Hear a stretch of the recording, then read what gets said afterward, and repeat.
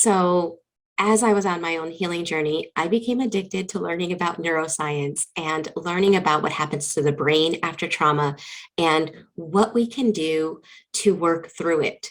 So, that being said, I want to share with you guys some tips that helped me. Okay. And this is something that we talked about recently in the School of Transformation, which, if you don't know what that is and you're curious, drop down to the description box and check out the links below. But in the school recently, and actually periodically, I've talked about a part of the brain called the reticular activating system and the importance of learning how to rewire this part of the brain after trauma, because trauma rewires your reticular activating system.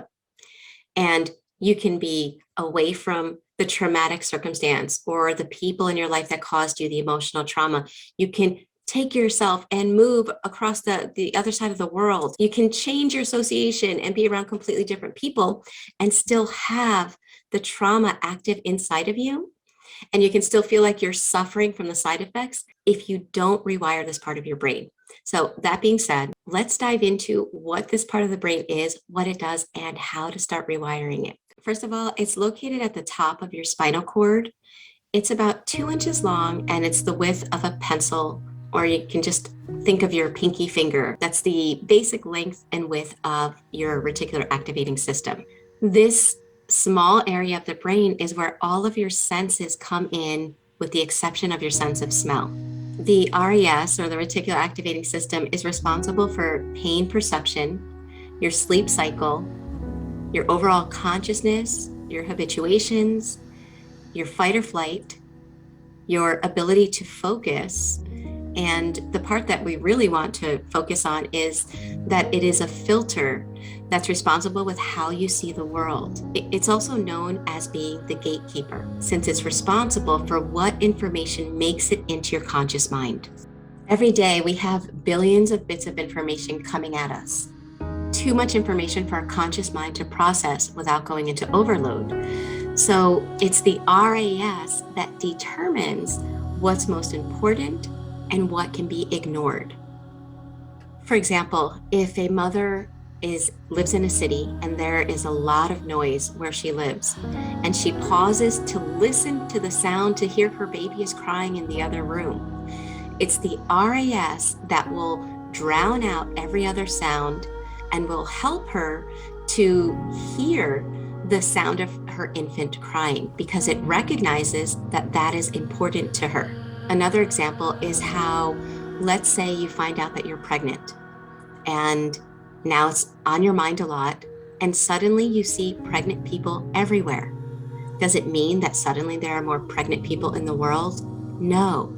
It's just that before, that information was not deemed important by the RAS for you to notice, and so it didn't highlight it for you. Now that you are putting a lot of focus on pregnancy, it is now drawing your attention to that, and you start to see it more. So how does it know what to highlight and what to not highlight? It's all with what you focus on. So for example, when I was buying my new car this year, I'm a big fan of Toyota, but the model that I bought was not one that I was familiar with. It's the CHR, and I had never really noticed them before. But once I was investigating them, I suddenly started seeing them everywhere. Was it that they were suddenly now all around me? No, it's just that my RAS noticed what I was focusing on. And with all of the bits of information that it processes all the time on a daily basis, on a minute-to-minute basis, it starts highlighting the things that I am focusing on. So it takes what you focus on and it creates a filter. And it finds data that validates your belief systems, its meaning, and its paired associations.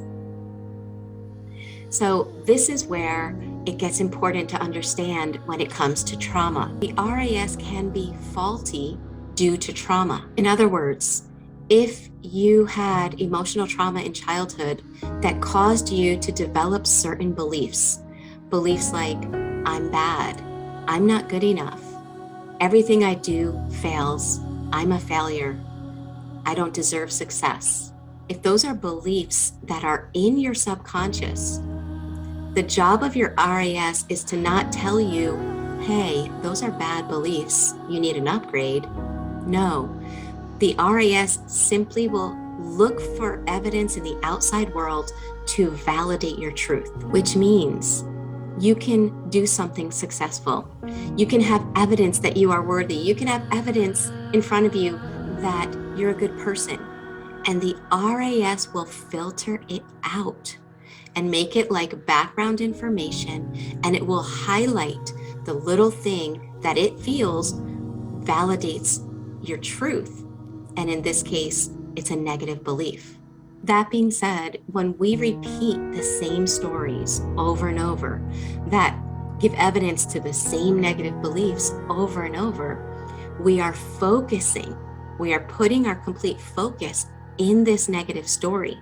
And the RAS is active 24/7. It is watching all the time. And so what you put your focus on grows. And the RAS is the one that is helping that to take place. Because what it starts to do is to search for more and more and more evidence to validate the truth of what you're focusing on. In other words, when we're focusing on the negative, it will filter in the negative and it will literally filter out the positive. But if we are focused on the positive, it will filter in the positive and filter out the negative. So the difference is which habit we create.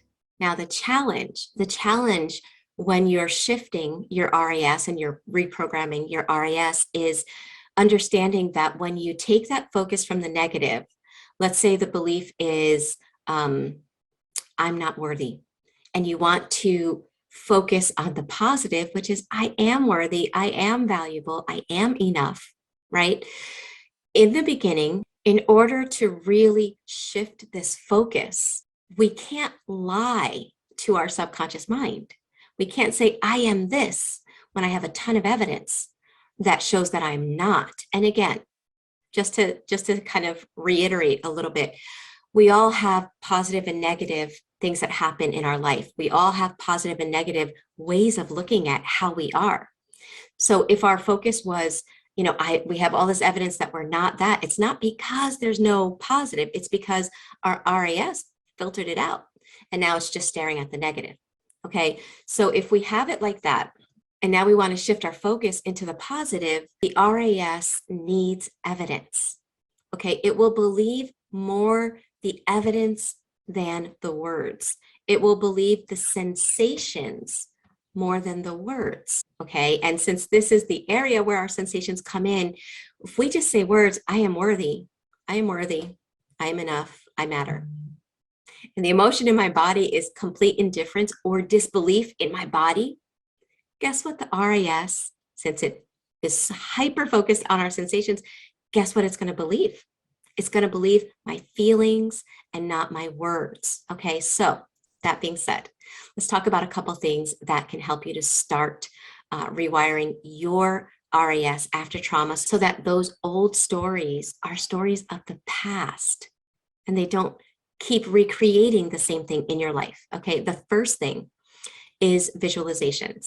Our brain does not differentiate what we visualize from what we do. Okay, they have done so many studies. For example, one study was done where participants in the study were exercising a finger. They were like exercising one finger, however they did it. And the other participants in the study only thought about exercising their finger. They visualized it happening. Both participants had new neural pathways that were created as a result of the study. Okay, so that's how powerful visualizations can be. So if you're like, well, how can I give evidence to myself that I'm enough and I'm worthy when I don't have any evidence? Well, start doing visualizations. I have a whole playlist that I put together. Actually, I had a whole playlist. I just started. This is a new channel. So I just started putting together a playlist that has visualizations because healing involves rewiring the mind. And one of the most powerful things we can do is to start visualizing it. Our brain starts seeing that we have those things. It starts seeing us doing the things, being in the emotional states that we want to be in. So that's one thing that can help. So it takes work. It takes work rewiring your brain. It's not going to happen on its own. But I will say this, it is so worth it. You may not have had a choice with the trauma that you had to endure, but you do have a chance to help that trauma be removed from your body so that you can live as who you really are instead of who the trauma turned you into. And if you struggle, make sure you check out the Thriver School of Transformation, because we meet live on Zoom every week and we do the inner work together. If you have any questions, check out the links in the description box below.